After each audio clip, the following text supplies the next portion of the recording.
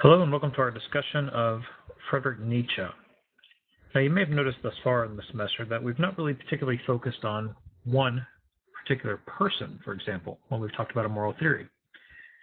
When we discuss Kant, for example, we could actually discuss a number of other philosophers throughout the past 200 years who've adopted and continue to advance ideas found within Kant.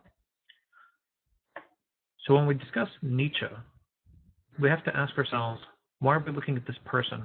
What role does he play in our understanding of morality? Well, it turns out that Nietzsche plays a very significant role, as we're going to see.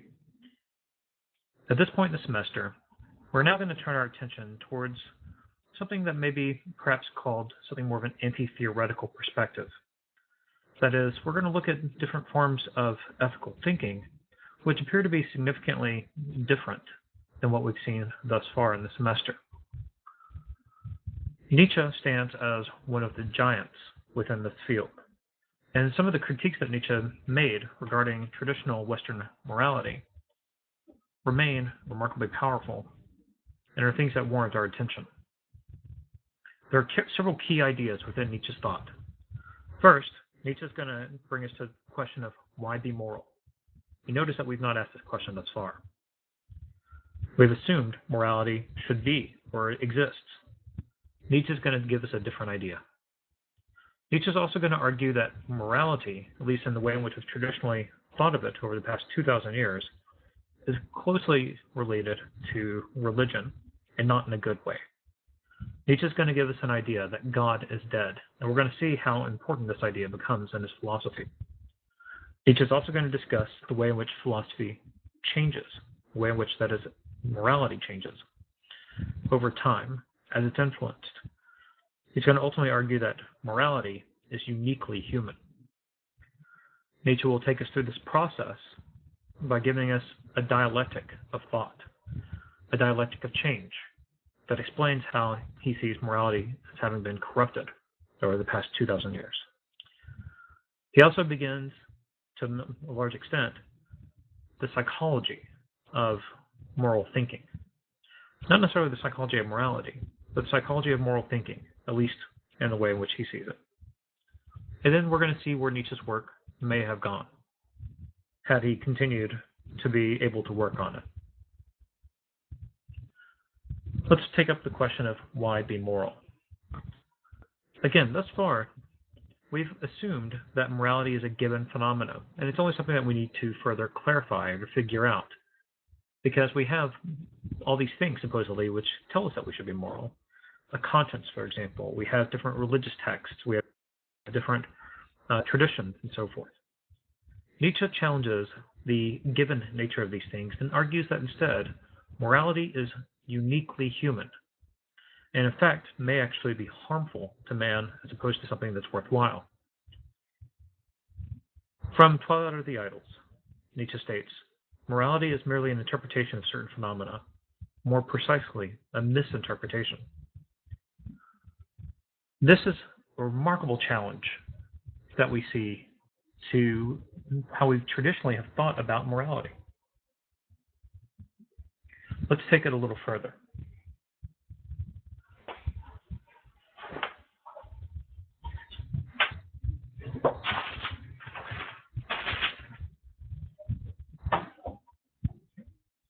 One of Nietzsche's key ideas is that religion has played a significant role within the birth of morality. Likewise, he sees that there is a significant problem with this. In one of his most powerful pieces, Nietzsche gives us the following. This is from his book, The Gay Science, aphorism 125. It's titled The Madman. Have you not heard of that madman who lit the lantern in the bright morning hours, ran to the marketplace and cried incessantly, I seek God, I seek God. As many of those who do not believe in God were standing around just then, he provoked much laughter. Why, did he get lost, said one. Did he lose his way like a child, said another. Or is he hiding? Is he afraid of us? Has he gone on a voyage or immigrated? Thus they yelled and laughed. The madman jumped into their midst and pierced them with his glances. "Whither is God?" he cried. "I shall tell you. We have killed him, you and I. All of us are his murderers. But how have we done this? How were we able to drink up the sea? Who gave us the sponge to wipe away the entire horizon? What did we do when we unchained this earth from its sun? Whither is it moving now? Whither are we moving now? Away from all suns? Are we not plunging continually? Backward, sideward, forward, in all directions. Is there any up or any down left? Are we not straying as though through an infinite nothing? Do we not feel the empty breath of space? Has it not become colder? Is not night and more night coming all the while? Must not lanterns be lit in the morning? Do we not hear anything yet of the noise of the grave diggers who are burying God? Do we not smell anything yet of God's decomposition? Gods too decompose. God is dead. God remains dead, and we have killed him. How shall we, the murderers of all murderers, comfort ourselves? What was holiest and most powerful of all the world has yet owned has bled to death under our knives. Who will wipe this blood off us? What water is there for us to clean ourselves? What festivals of atonement, what sacred games shall we have to invent? Is not the greatness of this deed too great for us? Must we not ourselves become gods simply to seem worthy of it? There has never been a greater deed, and whoever will be born after us, for the sake of this deed, he will be a part of a higher history than all history hitherto. Here the madman fell silent and looked again at his listeners, and they too were silent and stared at him in astonishment. At last he threw his lantern on the ground, and it broke and went out. "I come too early," he said then. "My time has not yet come. This tremendous event is still on its way, still wandering. It has not yet reached the ears of man. Lightning and thunder require time. The light of the stars requires time.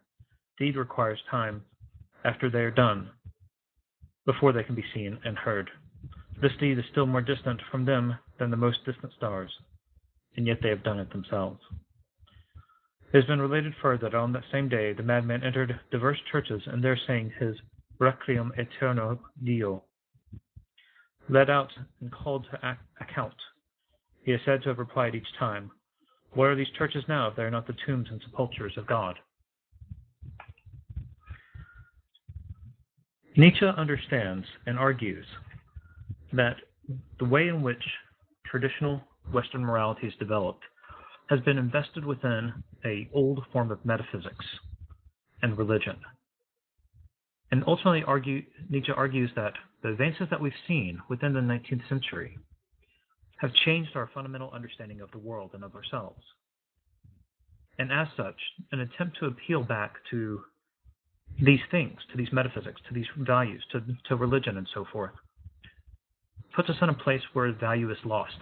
We lose ourselves, we lose our dignity, and disaster he sees coming. Nietzsche argues very forcefully in many of his works that the ways in which we continue to uphold these old ideas in the face of these advances ultimately is highly problematic for us. Because ultimately, we end up in a position whereby our values are empty or built on poor foundations.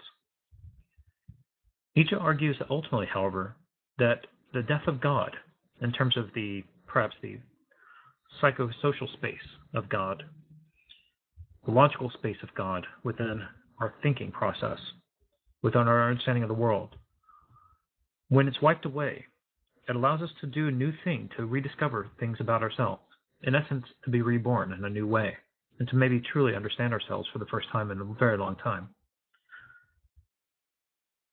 When it comes to morality, one thing that Nietzsche wants to try to help us understand is what morality may have looked at before this happened, before Judeo-Christian morality became dominant in our society. To do this, he argues about the master morality, and he bases this master morality to a large extent on his understanding of ancient Greece. The value set for master morality focuses around good and bad, where these things are understood in very, very basic terms. What is beneficial for me is good for me. What harms me is bad. Nietzsche sees the master morality as ultimately being a morality of the nobles, of the noble class, And he believes that this exists when persons are value creative. That is, whenever they are able to better determine values for themselves. Now, he's not necessarily arguing about some form of relativism here. What he's arguing is instead that morality is actually remarkably proactive and procreative.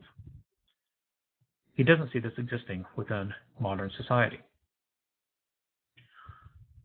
Other values, for example, that Nietzsche discusses include the generosity of the noble, the value of self-restraint, which helps the noble to avoid excesses, that the noble is honorable and honoring of others, and lastly, perhaps, that the noble has a truer understanding of friendship as being perhaps a type of contest in which the two friends are looking to mutually better each other. Given this description of master morality, many philosophers put Nietzsche somewhere within the virtue ethics camp. It's arguable whether or not he falls in there, but it may be a helpful way to think about this process. Nietzsche contrasts the master morality with the slave morality. The slave morality defines its value set in terms of good and evil. Now notice that there's a very interesting thing that's brought in here. Whenever we begin discussing the idea of evil, we begin to involve a certain metaphysic. Nietzsche believes that slave morality only is suspicious of others, in particular, suspicious of the master. And furthermore, he sees that the value of utility as being seen as a slave issue, or slave morality. Now, when we discuss slave, it's probably very important to also recognize that Nietzsche is writing here as a 1880s German. The idea of slave is in no way related here to, for example, traditional American experiences of slavery. So please keep that in mind as we're going through this. Nietzsche believes that the slave longs for freedom, but ultimately is not able to face true freedom. Again, fear ends up becoming a remarkable part of this morality. Likewise, this morality focuses significantly on equality and on making things common.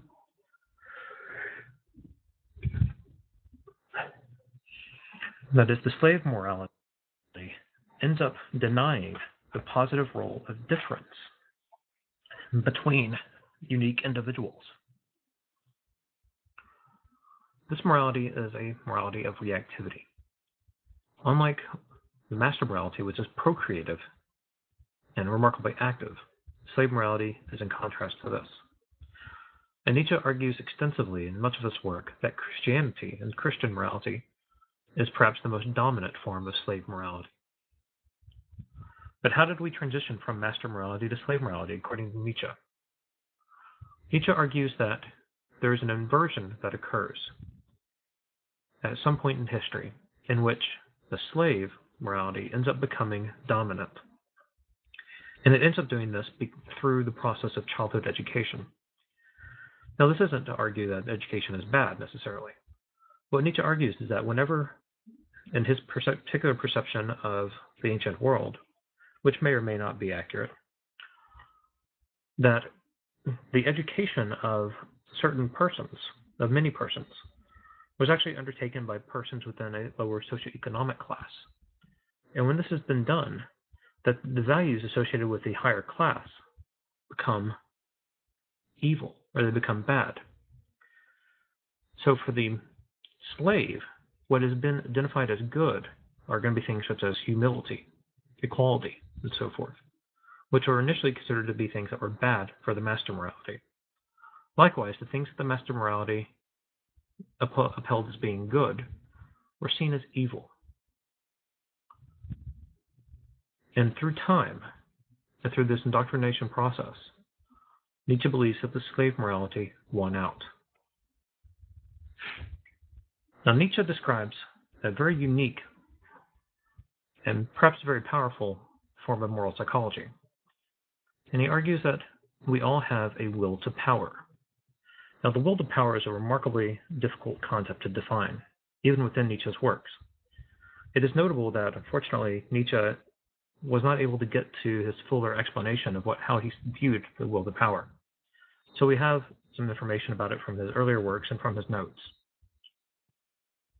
The will to power is best understood as a type of empowering self-assertiveness that is creative in exercise and focuses on overcoming life's obstacles, including oneself.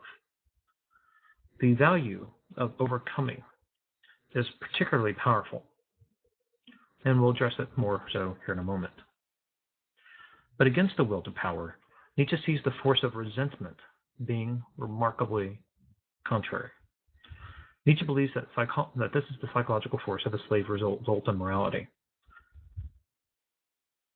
Resentment became creative when it became a psychological disposition of despising the noble.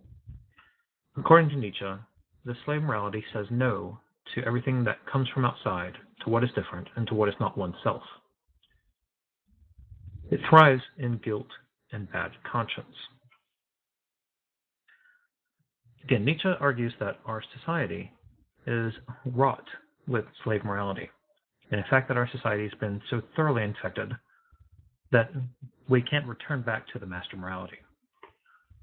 What Nietzsche argues instead is that we need to undergo a revaluation of all values. We have to look to, according to Nietzsche, to apply the knife vivisectionally to the very virtues of the time. This great project of Nietzsche's, unfortunately, was not able to be finished.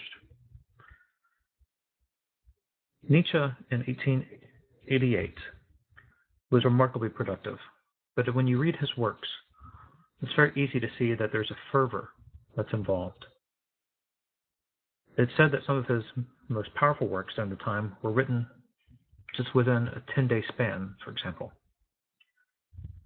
And his last creative work was a book called Ecce Homo, which was, in essence, his autobiography. His autobiography includes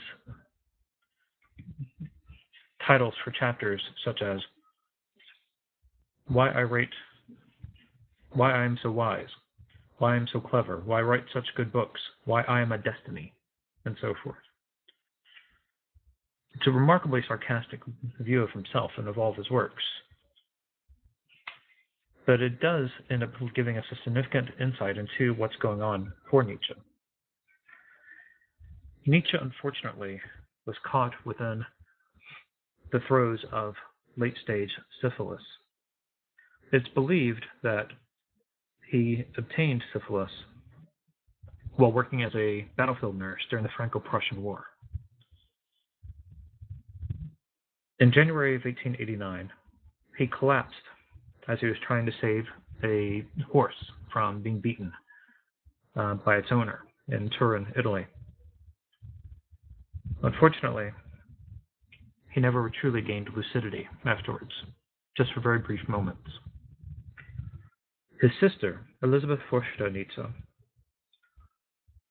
took him into her care and proceeded to go through his works and edited some of them. In fact, edited out significant portions of others. His sister, as well as his brother-in-law, a proto-Nazi organization that espoused a very racist and anthropological view of the world. Much of his works were edited to such a point that it seemed to be supportive of this, and for example, supportive of anti-Semitism. Nietzsche's work is remarkably not anti-Semitic, and in fact, he makes great strides to say that it's not, and provides many examples of where his work isn't. But unfortunately, he wasn't able to stop what his sister did. And so Nietzsche's works, for a very long time in the West, were considered to be foundations of Nazi philosophy. It may be more accurate to say that their misinterpretations of his philosophy became dominant portions. Nietzsche's last work was to look at the revaluation of all values, and was to advance further his ideas about morality. We have notes that tell us something about where he may have gone, but we still don't know what the final product may have looked like. It seems that much of Nietzsche's work was going to ultimately lie on what he called the eternal return. From the Gay Science. Imagine that a demon comes to us and tells us that each event in our life will return in the same chronological order, no matter how small, grand, or seemingly insignificant. He asks us to consider whether we would wish to have every act and event come back to us eternally. He imagines two possible responses: cursing the demon in a fit of angered futility, or realizing the grand nature of the declaration in awe and acceptance. Will you accept or regret your life? Is the essential question that the demon poses. The eternal return as an ethical principle is remarkably powerful. So what Nietzsche is asking us to do is he's asking us to recognize that every decision we make is uniquely and powerfully our own decision. And when we realize this, when we realize just how powerful that is, he asks us if we're going to fall in the face of that, or if we're going to accept it, and perhaps accept that each decision we make is an affirmation of our life.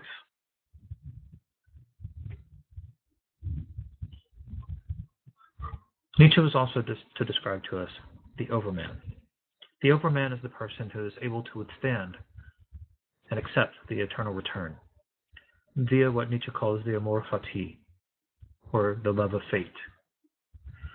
Nietzsche believes that when we can say yes to life, when we can affirm what we've done and we can affirm our being, that we may be able to develop a form of living which he calls a Dionysian joy, an affirmation of life and play, of being and becoming, of necessity and chance. Nietzsche believes that it is through this that we may be able to find a new way of understanding ourselves, that is a new form of subjectivity, and develop something new within ethics.